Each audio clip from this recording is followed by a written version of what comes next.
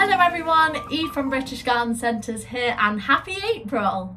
The sun is out, it's lovely and warm in my greenhouse. My seedlings are really starting to burst into life, and here are 3 gardening jobs that you can get out and do in your garden this month. April is the perfect time for you to be planting potatoes, so your second earlies and your main crop towards the end of the month. Before you plant your potatoes, make sure that they are well chitted. So you can do this by putting your potatoes in a tray or an egg tray, placing them somewhere nice and light, and wait for your potatoes to grow shoots that are about a couple of centimetres long. This is just to make sure that you get a nice big potato crop. You may have already started this process, so once it is done, it's time to plant out your potatoes. I have gone for the second early Charlotte variety, which is my absolute favourite.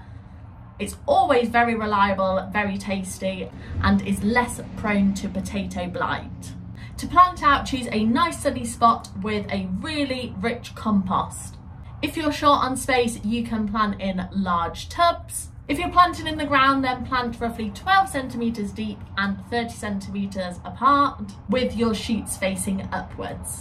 We'll revisit these potatoes later in the year and I'll show you how to get the best crop possible out of them. April is a good time for you to do a little bit of houseplant maintenance. You'll know if your houseplants need repotting, if they're too top heavy and they look silly in a small pot or likely to tip over, or the roots are pushing them out of the pot or growing through the drainage holes at the bottom.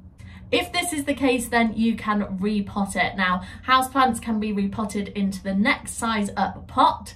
If you plant them into a pot that's too big, the compost will just dry out too quickly. So I'm going to be repotting this peace lily today. I've chosen the next size up houseplant pot, and then I am going to use a houseplant potting mix like this one from Westland.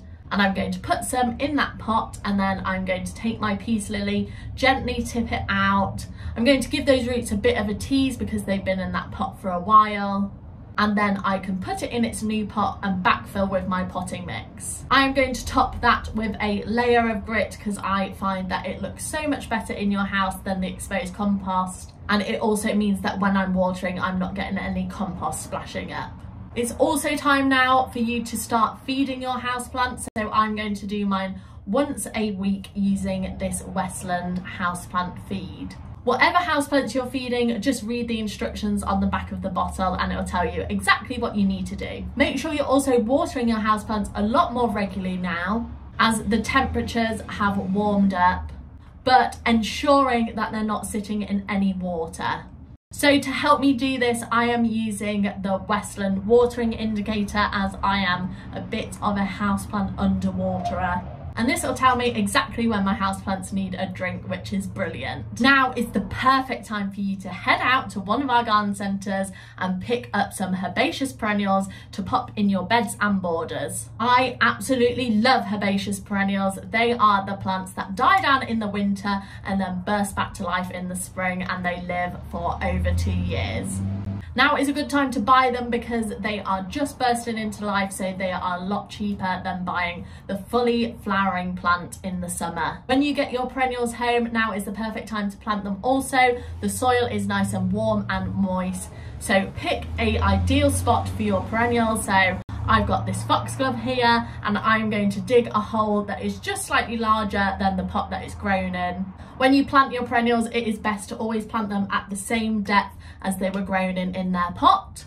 So I'm just going to pop it in and then backfill with my compost and give it a really good firming and water. And that's it. I hope these jobs have inspired you to get out into your garden this month. And if you'd like to shop any of the products that you've seen in this video, nip into your local British Garden Centre, or you can shop online on our website. And if you'd like to see more content like this, then follow us on our social media channels. Thank you for watching everyone. See you next time.